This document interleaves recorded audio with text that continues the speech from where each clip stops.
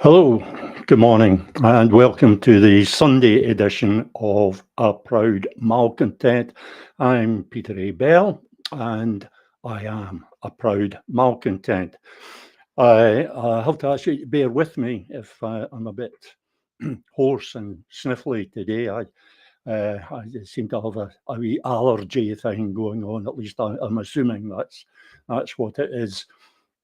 I want to get right into it today before my voice goes completely. What I want to look at today is a couple of letters, mainly one letter, but a couple of letters that were in the National on the 22nd of July. Which was 5 days ago. I have no idea what day that was. I'm really not very good at keeping track of these things. Calendar is a mystery to me. Uh, that's one of the things that happens when you retire. These letters in the National, but they're both very important in their way. Let's first of all take a look at the first of these, and it's the one that's headlined. And the headline is, "Here's why John Swinney should ask Keir Starmer for a Section 30 now." Well, I think most people listening to this will be aware of my feelings about the Section 30 process. So I have to say to Patrick Johnson of Roo that he is very, very wrong. Uh, I I was supposed to do an article on the reasons why asking for a Section 30 order is such a very, very bad idea. I haven't got that article written yet. Like so many things in my life, it's delayed, it's late. It's not because I purposefully put things off; it's because other things intrude.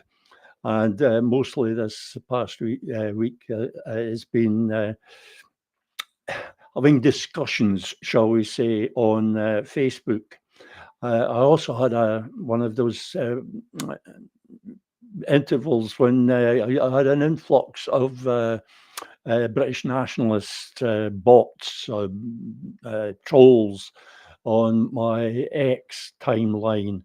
And that can be a bit distracting, but mostly it's because I've been discussing, debating, disputing with people on Facebook, trying to get across the idea, the thinking behind Scottish UDI, and trying to put the stake through the heart of some of the sillier ideas, such as having using the 2026 election as an independence referendum. There's supposed to be an article coming about that as well. But the one that we have to deal with today, the daft idea that we have to deal with today, is this whole business of John Swinney asking for a Section 30 referendum now.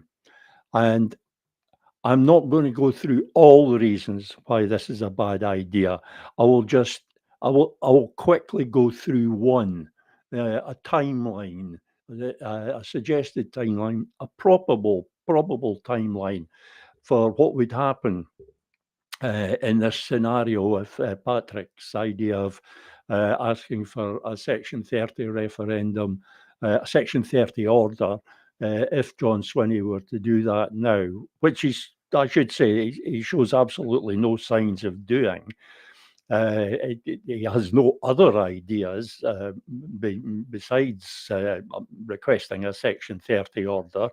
That is equally clear, but he's shown no indication of even the intention of asking for a Section 30 order should he be returned to government. He hasn't given any hint of what he would actually do on the constitutional issue if he was returned to government after the 2026 election. But Patrick is suggesting that he request a Section 30 order now. So here's how I think it would go, or one of the ways that it could go. Because one of the things that people rarely consider is what happens if the British Prime Minister says yes? What happens if Sir Keir Starmer, I nearly choke on that name every time I say it, what happens if he actually turns around and says yes? John Swinney writes the letter to them. We all know the form by now. He writes that letter saying, please, can we have permission to have a sort of referendum like thing? And most people assume that Keir Starmer, the British Prime Minister, whoever it is at the time, will say no. That has been the record up until now. It's a constant no. Now is not the time. Never saying a flat no, never, because they know that that would be contrary to the UN Charter. If they were to say that we must never have another referendum, they would be then crossing a line that they don't want to cross. It'll be a constant refrain of now is not the time, except if it isn't. What if Keir Starmer turns round and says yes? Tomorrow, John Swinney sends that letter. Keir Starmer on Tuesday comes back and says, aye, okay. He doesn't talk like that, by the way. He comes back and says, aye, okay, you're on. You can have your referendum. What happens next? John Swinney seizes it with both hands. He's thinking, right, I'm going to be the hero of the independence movement. Here, I've got this new referendum. Way for me. They'll all be applauding me. They'll be throwing rose petals before me as I walk along the street. He'll be wrong, of course, but yeah, he's not. We can't expect him to realise that. So John Swinney grabs it with both hands, says, "Yes, yes, let's have that referendum." Then, after John Swinney's agreed to the referendum, agreed to take the Section 30 order that he's asked for, well, he can hardly turn it down, having asked for it. He could pause for thought, belatedly pause for thought, but he could pause for thought and think about what's going to happen next. Because what happens next is that Keir Starmer starts slapping on the conditions onto this Section 30 order. He starts making all the rules about when the referendum can be, the time limits on holding the referendum, and what the franchise must be, and possibly even things like a special limit, a qualified majority. Sorry, the term wouldn't come to me. A qualified majority, like the notorious 40% rule. He could come up with all sorts of things like that, and essentially making this referendum, the Section 30 referendum, unwinnable for the yes side. And of course, it doesn't matter if it is winnable.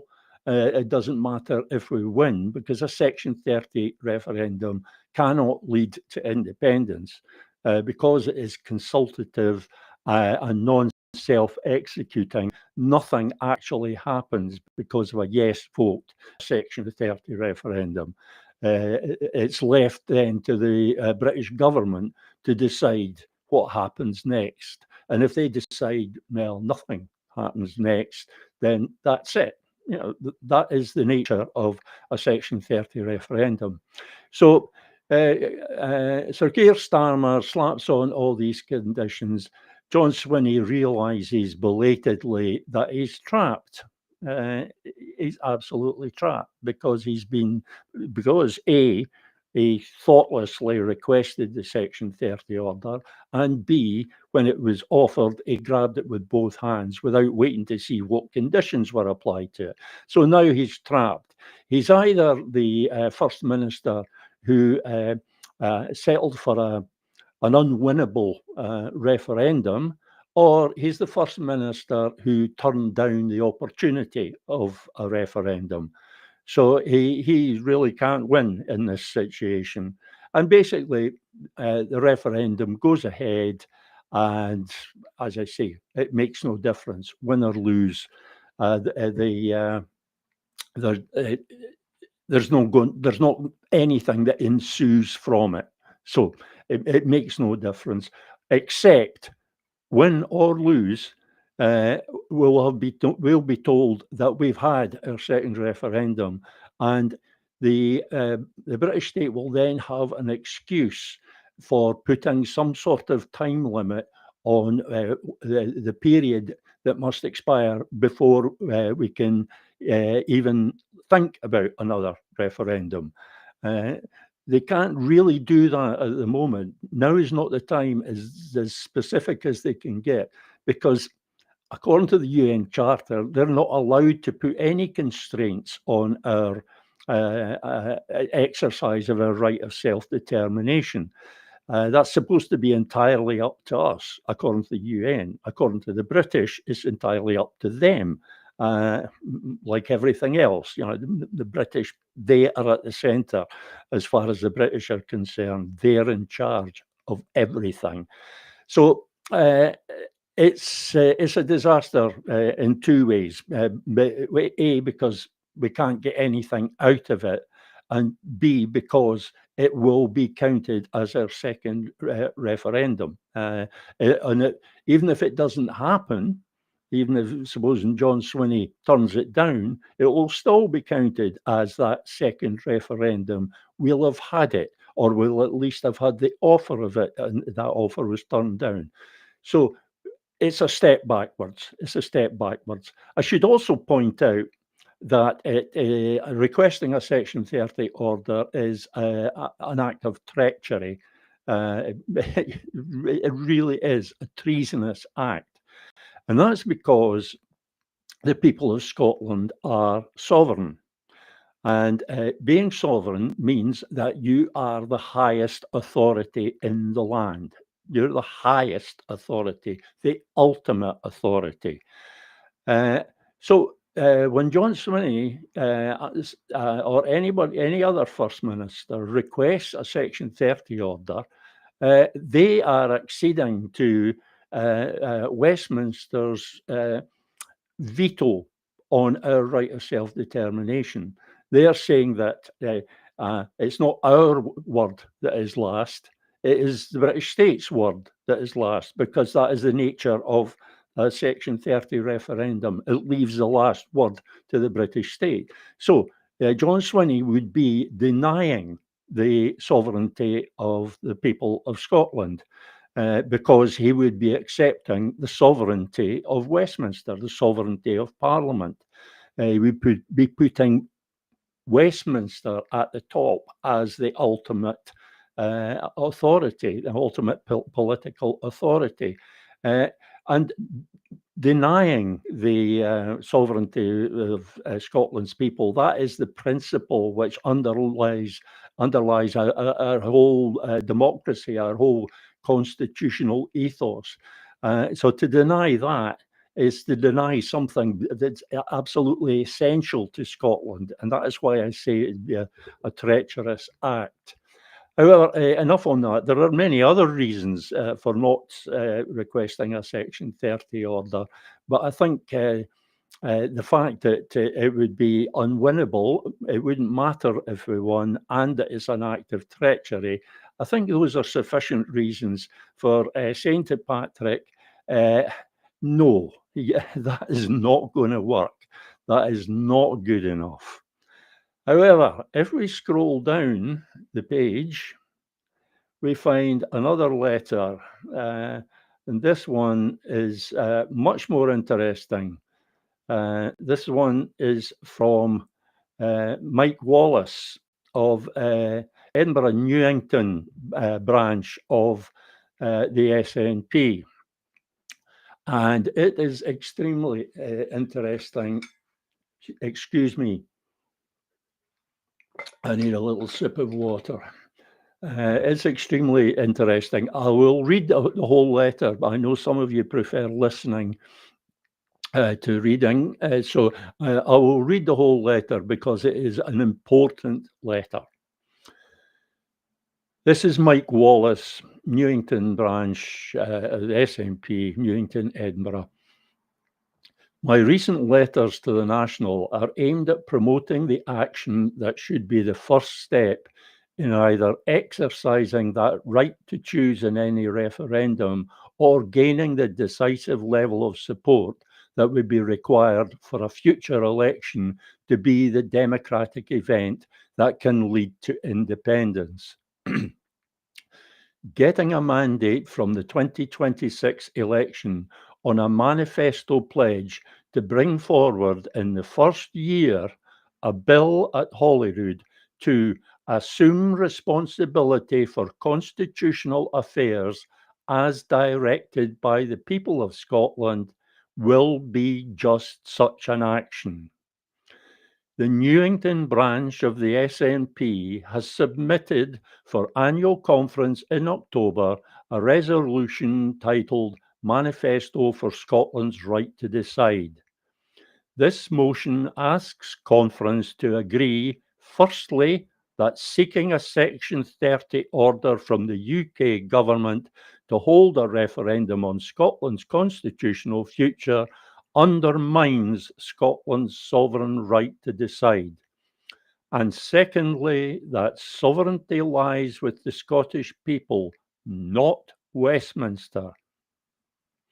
The final paragraph reads, therefore, Conference agrees that the SNP shall put in their manifesto for the 2026 Scottish Parliament election that if a majority of SNP and other pro-independence MSPs are returned to Holyrood in 2026, they will bring forward a bill to assume responsibility for constitutional affairs as directed by the people of Scotland. This will include the right to hold referendums on increased powers and independence, driven by the will of the people. Considerable pressure applied both from within the SNP and from the wider independence movement may well be required to see this commitment get on the agenda for conference and then hopefully adopted as our principal manifesto offer for 2026. I actually missed out a part of that letter. Because it wasn't actually the relevant part, because it's critical of John Swinney's recently announced 3-point plan for restoring independence, which of course is just a reiteration of the nonsense that they've been talking for 10 years on this subject. But one of the things that Mike Wallace does is he refers to a campaign built around Scotland's right to choose requires what Peter A. Bell, that's me folks, recently described as a solid commitment to specific action within a defined time frame. That is exactly what's required, and that is what I shall from henceforth refer to as the Newington resolution. That is what it refers to. This, as I say, I don't mind repeating this, this is very important. This is a move. Now, I've known Mike for many years, and I know him as one of the people who remained in the SNP when people such as myself walked away. He remained, and he's been working hard from within the SNP to restore it as the party of independence. And that is important because there is no post-election scenario in which the SNP is not required for the 2026 election to be the democratic event which initiates the process by which Scotland's independence is restored. And the reason for it, that's easily explained. I get a lot of stick for saying this, that the SNP is essential in this fight to restore independence. There are a lot of people, I refer to them as SNP haters, who want to have nothing to do with the SNP. Well, it doesn't matter whether you have nothing to do with the SNP. The SNP is still going to be there after 2026, and that is what matters. According to the polls, as you can see on your screen now, I hope, the SNP are looking at losing 10 seats, but they will still be by far the largest party in the parliament and probably the party of government, even if it's in some sort of coalition type thing with the Greens, or possibly, it's a remote possibility, but possibly with Alapa or some other of the so-called alternative independence parties. So the SNP is crucial. They would be crucial to the process, even if they were reduced to a rump. Even if, as the SNP haters hope, the SNP was reduced to a handful of seats in Parliament, really severely punished by the electorate, then they would still be essential, because every single pro-independence vote would be required for any measure to be successful. What Mike talks about is a bill to assert the Scottish Parliament's powers over constitutional affairs. If that sounds familiar, it's because it's exactly the same as the Manifesto for Independence. Newington Branch resolution is called a Manifesto for Scotland's Right to Decide, but they are basically the same thing. They're basically the same idea. They're built on the same thinking. So the SNP is still going to be there. And Gordon Darge made a comment on Facebook this morning about how he, at a street stall for the pro-independence campaign, I don't know exactly what group it was that he was working with, but they had a street stall, and he was saying how all the members of the public that they spoke to, all they knew about was the SNP. When they were talked to about independence, all they knew about was the SNP. Independence, the constitutional issue, was all about the SNP, and the SNP was all about independence. And that is the way it is. And that is why we have to assume, the only safe assumption is that the SNP will still dominate Scottish politics after the 2026 election. It is a fact that the electorate are always at least one electoral cycle behind activists, political anoraks, who are actually paying attention to every little thing that goes on. The electorate, the general public, simply aren't aware of these things. They don't become aware until much later. Here we are, 5 years after, approximately 5 years after Alapa party was launched, and people are barely aware, the general public are barely aware of Alapa. They are, from Gordon's findings, and I see no reason to think that he's got this wrong. they aren't aware at all of any of the other pro-independence, nominally pro-independence parties. So it may be frustrating for the SNP haters, but it remains a fact. As far as we can have any facts, the polls tell us, and that's the best information we have. The polls tell us the SNP is going to be the largest party, and at the very least, they're going to be a large party. They're going to be a large part of the parliament. Therefore, they are going to be essential. Their participation is going to be essential if any measures, such as the bill to assert the Scottish Parliament's legislative competence in constitutional affairs, if that is to pass, SNP votes will be required, all of them.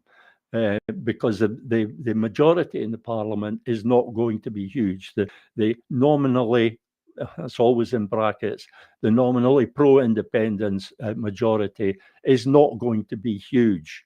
There's reasons for that as well, but the fact is it's not going to be huge. If the SNP got a majority on its own, that would be a minor electoral miracle. If the SNP managed to form a functioning minority government, that would be not quite so surprising. If it got some sort of agreement from the Greens, which are the only other nominally pro-independence party that's shown in the polls, if they got some sort of arrangement going with the Greens, it just might be that they would manage to govern after a fashion for 5 years. But as things stand, it would mean that the constitutional issue is right off the table. Because neither the Greens nor the SNP have any proposals for action of any kind, unless the Newington resolution is adopted at conference. Even then, there's a big question mark over it, because the SNP leadership is well known for just simply ignoring conference these days. The rules have been changed, the constitution has been changed, so that the conference is really just a debating chamber. It's a talking shop, and the leadership don't feel bound in any way to take seriously anything that's decided at conference. But as Mike Wallace points out, if he's to get that, if Newington branch, it's not just Mike, but Mike's the guy that I know. If that Newington resolution is to get through the selection process, which is the first hurdle, it has to get through the selection process to get on the agenda for the October conference, SNP conference in October. It's going to need massive support, and that cannot just be support from within the SNP, because that doesn't get across to the general public. It has to be support from the wider independence movement. We should all be talking about the Newington resolution between now and October. We should all be talking about it. We should be writing letters to the press about it. We should be saying the SNP leadership must accept this resolution. Conference Agenda Committee must accept the resolution, and the delegates must pass it, and the leadership must accept it and act on it.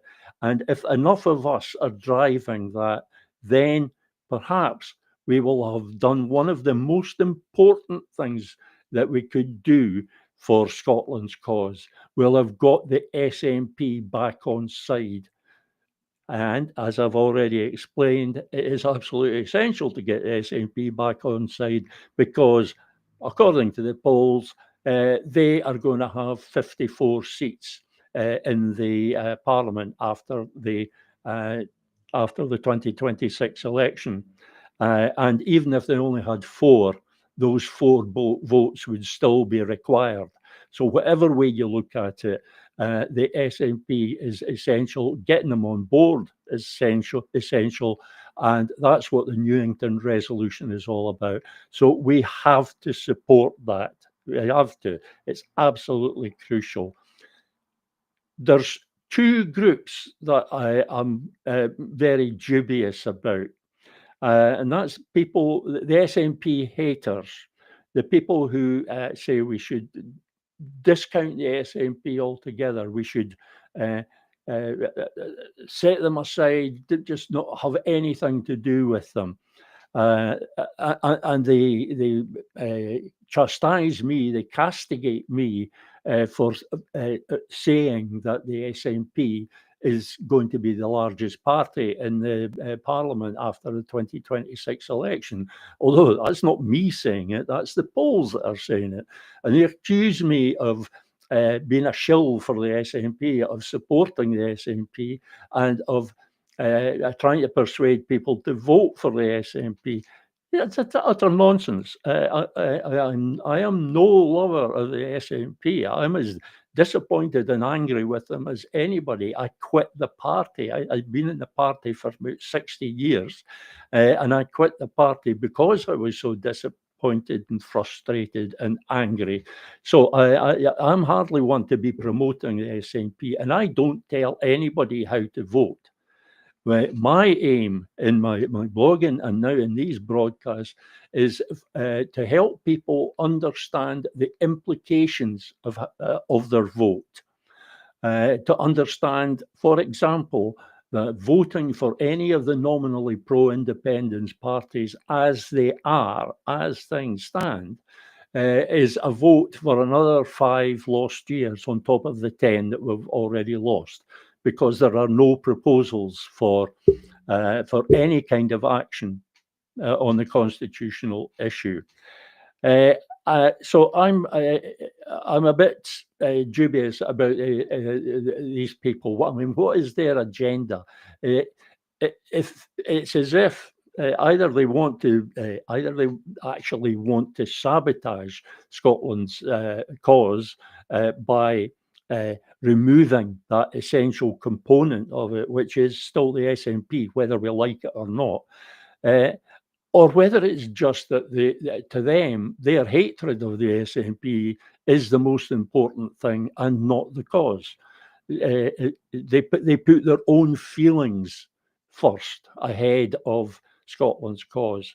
Either way, I can only disapprove.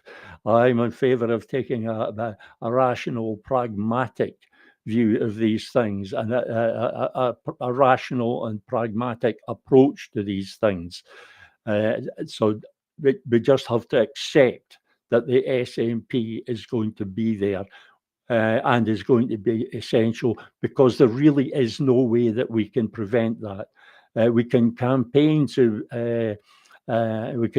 against the SNP. That's not very clever, but we can campaign for other nominally pro-independence parties, and maybe get one or two of them elected. But that will not alter the fact that the SNP is still going to be the largest party. I keep coming back to that because it is such an important fact. It has to be accepted by people, and many people simply will not accept it.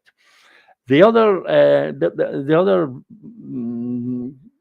group that I'm very dubious about are the people who discount the Scottish Parliament, who say that we should have nothing to do with the Scottish Parliament, that it's a British institution that's an arm of the Westminster Parliament, an arm of the British state, and that it will never restore independence, and so on.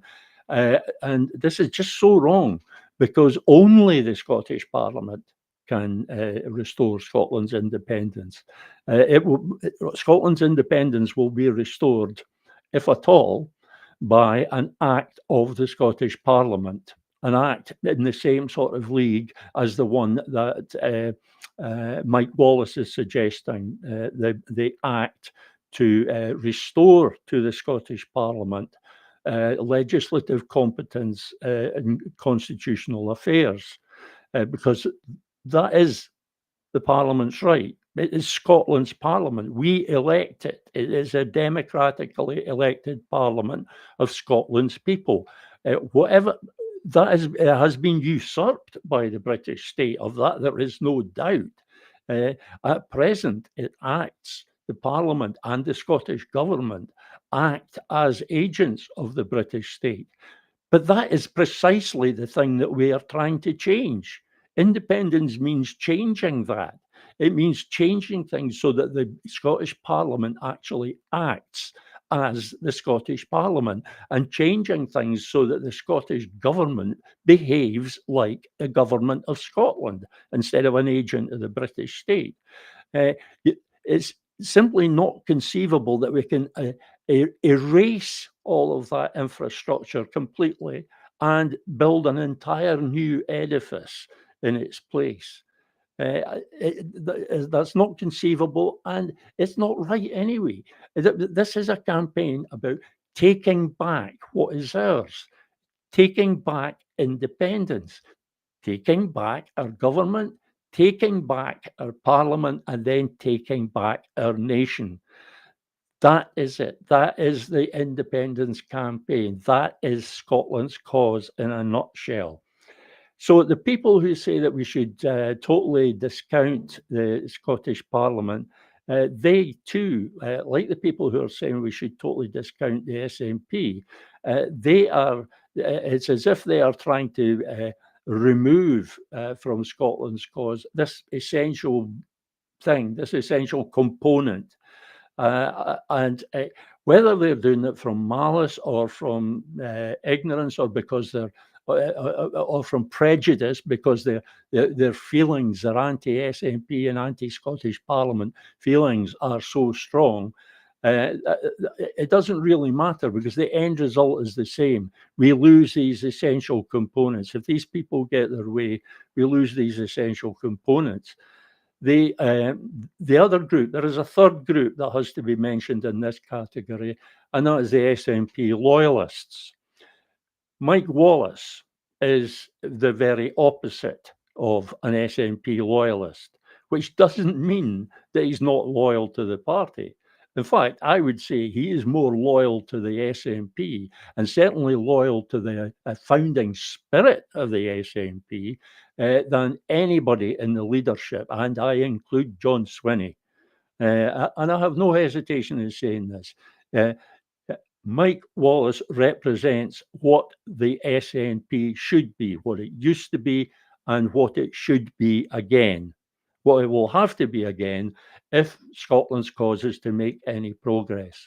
The opposite of Mike Wallace are the SNP loyalists who say everything the Scottish National Party does is fine. It's all good. They're working hard for Scotland. They're governing Scotland well. They've done a wonderful job up until now, and they're fighting for independence. Well, I can accept some of the early part of that statement. They have done some good things. You know, they've at least attempted to mitigate some of the impositions of the British state. They've attempted to address child poverty. They've attempted to address things like inequality of access to education, and they've had some success. I grant you that. I've no objection on that count. They are at least making the effort. They will never succeed to any great extent, because devolution will not allow them to succeed. The British state will not allow them to succeed, because remember, the union is all about maintaining England as Britain's relative advantage over Scotland, overwhelming advantage. That is what the union is all about. That's what it was about originally, and it's still what it is about today. So the SNP loyalists are the people who refuse to even contemplate the kind of thing that Mike Wallace and Newington Branch of the SNP, the kind of thing that they are suggesting, what the Newington resolution is all about. That kind of change, which is essential for the SNP if it's to serve Scotland's cause once again, and Scotland's cause requires the SNP. We've already been through that, but I will keep on repeating it. These people are a serious obstacle and as serious a danger to Scotland's cause as the people who want to discount the SNP and the Scottish Parliament altogether, because they are an obstacle to the kind of change that the Newington resolution seeks to create within the SNP.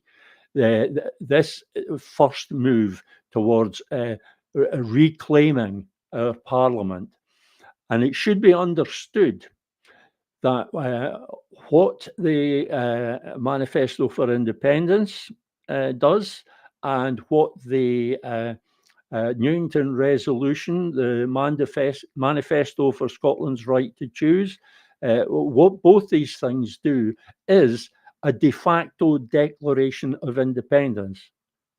And that's because when you have legislative competence, when you have full powers over constitutional affairs, you have powers over everything, because the Constitution overarches everything. The Constitution is about power and how it's used, who gets it, how they get it, how they can forfeit it, how it's used, who benefits from it. That's what the Constitution is about. It lays down the rules and the principles that govern the use, the obtaining and the use and the forfeiture of political power in Scotland. That's what the Constitution is all about. So if you have control over that, you have control over everything. So it is a de facto declaration of independence. It just goes kind of in a roundabout way about it, a slightly roundabout way. And it does that because going headlong at the issue, such as saying the 2026 election should be a referendum on independence, it's too direct, it's too clumsy. It's a simplistic idea, and that's why it appeals to the career politicians. They don't like the job of explaining even slightly complicated things to the public. They're not confident of their ability to do it, and they have good cause not to be confident. An independence referendum, a de facto independence referendum, is easy to sell. It makes for easy electioneering, and that's what these politicians are all about. It's all about the electioneering. It's all about electoral success. It's not about Scotland's cause. It's not about restoring independence. It's about them getting elected. That's the way their minds work. They're career politicians. So asserting Scotland's legislative competence, the Scottish Parliament's powers over constitutional affairs, is a de facto declaration of independence, because it's asserting powers over everything. But it goes at it in this roundabout way because it makes it a human rights issue. Because it makes it about the right to choose, as the Newington Resolution puts it. It makes it about our right of self-determination. That is a human right. It's an inalienable right. It cannot be taken from us. And implied by the right of self-determination is the right to exercise that right. It's meaningless if you don't have the way of exercising it. And that's what the British state, with the complicity of the Scottish government acting as its agent, wrongly acting as its agent, that is what they are doing. They're trying to obstruct, impede, put obstacles in front of our access to the right of self-determination, the means of exercising the right of self-determination, which is a referendum, a proper constitutional referendum. That is the UN's preferred way, and it's also my preferred way, because in a proper constitutional referendum, you settle the matter. You settle the matter once and for all. You get a conclusive answer, a decisive, conclusive answer, and not just a result, but a decision, because a proper constitutional referendum is determinative and self-executing. So that you know exactly what happens if there's a yes vote, and hopefully what happens if there's a no vote, although the British state has never been very good at making it clear what happens if there's a no vote, but you definitely know what happens if there's a yes vote, exactly what happens, exactly what the next moves are. So the Newington resolution is about the SNP putting into its manifesto this proposal for a bill before Parliament, which which will effectively be a unilateral declaration of independence, but it will do it by way of human rights, a defence of the human rights. Excuse me. And that means, excuse me, bumping the mic there. That means that we have a distinct advantage should the British state choose to challenge, should they choose to mount a legal challenge, because we will be defending a human right. They would then be attacking a human right. They would be trying to deny a human right. If they were against us, that's implicit. It would be unavoidable, which is precisely why I think that there's a very good chance that they may decide not to challenge it, because you can't really see any way they could possibly win in court. I mean, it would go to the European Court of Human Rights or the International Court of Justice, so they wouldn't be able to depend on the UK Supreme Court, which they usually can. But because it's a human rights issue, it would go to international courts, and they would lose. They would lose. And one of the reasons that they would lose is because one of the arguments, they would only have two possible arguments.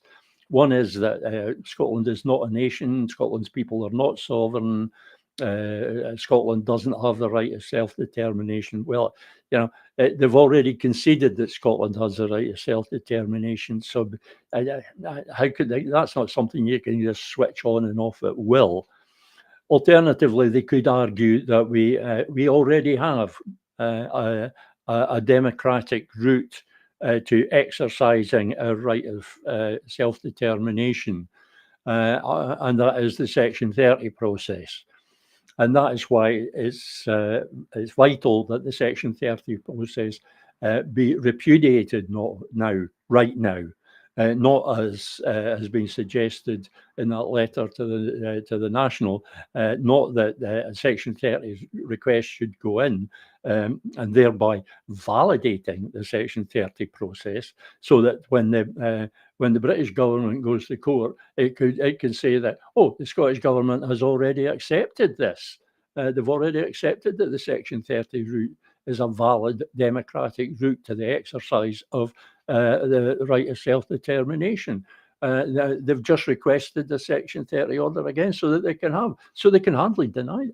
That is why it has to be repudiated now. That's one of the reasons that it has to be repudiated now. And other than those two arguments, it's difficult to see what else they could argue. So my feeling is that there's a very good chance that the British state could back down at that point. And that's another reason why going by way of what is suggested in the Manifesto for Independence and the Manifesto for Scotland's Right to Choose, as stated in the Newington resolution, Going about it that way is a winner. Going at it directly as a, a, a de facto referendum on independence is a loser, because if you ask the what next question, there isn't an answer. And if you look closely at what the SNP has proposed in the past, I can't refer to what they're proposing now because that's never very clear. It's either nothing or not very much. ALAPA, it's a bit more clear. All they're proposing is that if there's a majority of pro-independence, you can read in for yourselves the nominally now. If there's a majority of pro-independence MSPs after the 2026 election, there should be immediate negotiations for independence with Westminster. Now, that's the actual phrase that's used, and it's used several times in the statement of ALAPA Party's strategy.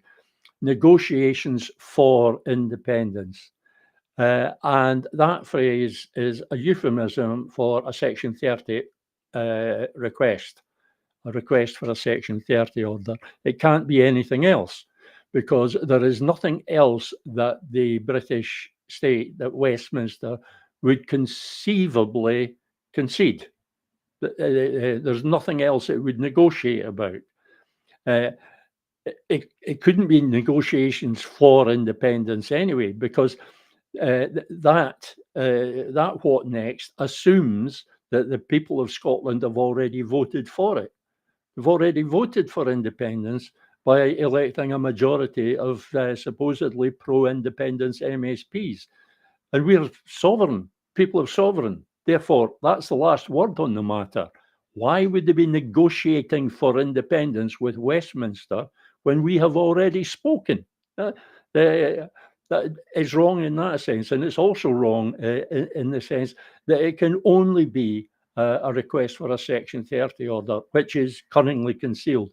In the past, when the SNP were talking about a Section 30 request, or when they were talking about using the election as a de facto independence referendum, such as when Humza Yousaf was briefly First Minister. I think the phrase that he used was, in the event of an effective yes vote in this de facto referendum on independence, in the event of this effective yes vote, they would demand that Westminster give democratic legitimacy to that decision. Give democratic legitimacy to it. That is the euphemism that Humza Yousaf came up with for a Section 30 request, because that is what it is. It can't be anything else, because the British government aren't going to give anything else. That's all it can be. And it's as offensive as the ALAPA Party's proposal, because why would we be seeking for Westminster to give democratic legitimacy to a decision, a choice made by Scotland's people? Does that not have democratic legitimacy of its own? Is it not automatically democratically legitimate? Why should it need some external agency to give it democratic legitimacy? So be very wary of these nominally pro-independence parties. They will not be proper independence parties until they adopt something like the Newington Resolution. That is where we are. Right, there's a comment coming in. I'm probably repeating myself quite a lot there, but I've discovered I do dislike repeating myself, but I've realised that it's absolutely essential. You have to keep repeating these fundamental facts, such as the fact that the SNP is going to be a major part and an essential component of any measure in the 2026 Parliament, these facts have to be repeated because they've got to be driven into people's minds, and they have to be repeated because we hope eventually that this thinking will get across to the public. If we remember Gordon Darge's message saying that the public just ain't getting it, that's only to be expected. That's always been the way it is.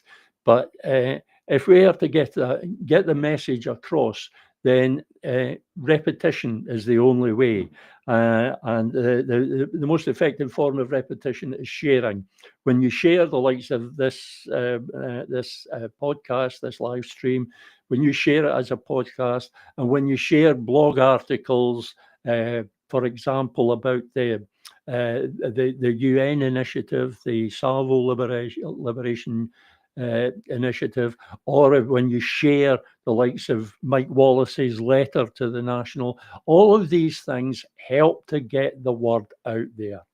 So one message come in, Tex Thompson says Section 30 has been corrupted by Westminster by ignoring a majority in the Scottish Parliament requesting it. Well, that is just the nature of the Section 30 process. I wrote an article, I think it's about 6 years ago. It was published in iScot magazine, excellent magazine, by the way. Subscribe, support Scottish media.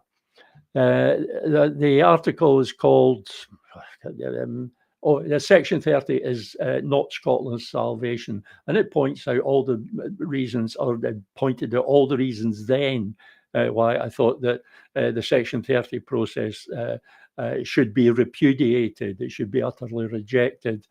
Well, quite honestly, it didn't need Westminster to ignore the majorities in the Scottish Parliament to corrupt it. It's there. It's a sort of belt and braces measure by the British state. It's there to ensure that the Scottish Parliament can never get above itself. Because what Section 30 says, basically, is that Her Majesty, it was Her Majesty's government at the time, the British government can alter the reserved powers. It can alter the powers of the Scottish Parliament in any way and at any time without giving any reason and without asking anybody. So it is basically just a way of them ensuring that the Scottish Parliament can never get above itself, that it can never be an instrument of Scotland's nationalist movement. That is yet another reason why it should be repudiated. It is there to keep us down. It's there to serve the British state. It's not there to allow us to have a referendum. That was an extraordinary use of the Section 30 process for the 2014 referendum. And Alex Salmond is to be congratulated. That was the only thing that he could get at the time. That was the best that he could do. That was the best that anybody could do at that time, was a Section 30 referendum. And he had to deliver a referendum. And it could be argued that we had to go through that process of having a Section 30 referendum just in order so that we would know how pointless it is and how dangerous it is. I have another message from John Love. Given the state of England's economy, surely Scotland withdrawing from the Union would hurt them so badly that they'd try to claim Scotland's resources by force. I don't think they would do so by force, John. I think, quite honestly, the generals would have a wee quiet word about that. And the government's only issue commands to the armed forces when they know those commands are going to be accepted. And with the experience that the British Army has had elsewhere, we have to mention Northern Ireland in this regard. I think the military top brass would be very much opposed to any police action in Scotland. It would be disastrous. No, what I think the British state is likely to do, and we're now running over time. I have no objections to that at all. But what I think the British state will do, as I said, they don't really have a case when the Scottish Parliament asserts legislative competence over constitutional affairs. The British state doesn't really have a case, a winnable case to challenge that. So my suspicion is that at that point, or at some point around then, they will seek negotiations. What they can't get by pseudo-democratic political means, they will seek to get by way of negotiation. They will assume that they have the upper hand in any negotiation. That is the point at which they get really dangerous, and that is the point at which we will need some top flight people in and around the Scottish government. They will need to be absolutely determined and resolute. They must not buckle. They must not bend at all to British demands. But I think they would. I think they will offer negotiations, seeking to get the best deal that they can. They will, at some point, they will be resigned to the fact that Scotland will be restoring independence, and they will seek to limit that independence in every way that they can. And they will also seek to maintain access to Scotland's resources. And we should allow them access, but only on our terms. That is the point. But this isn't about impoverishing England. That wouldn't be of any benefit to us. Impoverished southern neighbour, impoverished much larger southern neighbour, one of our main trading partners. Talk about cutting off your nose to spite your face. That would be some dreadful self-harm. No, it would be in our interest to ensure that England is able to prosper. We can't interfere in their government at all. It would be a question of how their government uses those resources, and they wouldn't have free access to those resources anymore. They would be accessing them on our terms. So there would be an impact, but it would be for the government in Rump UK to decide best how they deal with that impact, and it would be up to the people of Rump UK to elect a government that best said that convinced them that they had the best way of dealing with it. Having said that, John Love, I have no doubt there will be voices in England calling for invasion. A bit of northward rushing rebellious Scots to crush. There will be voices calling for that. I could easily imagine one of those voices being Mr. Farage. But I don't think those voices will get the upper hand at all. I don't think they will be listened to. Okay, folks, as I said, we're running late. It's now 4 minutes past 11, and I don't mind running late. I don't mind at all. I don't mind giving of my time. If there's a discussion going, then I will keep the program going. But my voice is starting to go, so I'm going to call it a day for the moment. I will be back with you on Wednesday. And don't ask me what date that is, because, as I said, I'm no use with calendars, but you will be notified. In the meantime, when this live stream is made available as a podcast on WordPress and Substack, as well as on YouTube, I hope you will share it as widely and as often as possible. And as ever, I implore you to Sign the Manifesto for Independence petition. That is another way of backing up the Newington resolution, because they're both calling for the same thing. One is calling for it internally within the SNP, the other is calling for it throughout the independence movement. So they're both essential. I'll be back with you on Wednesday. Bye.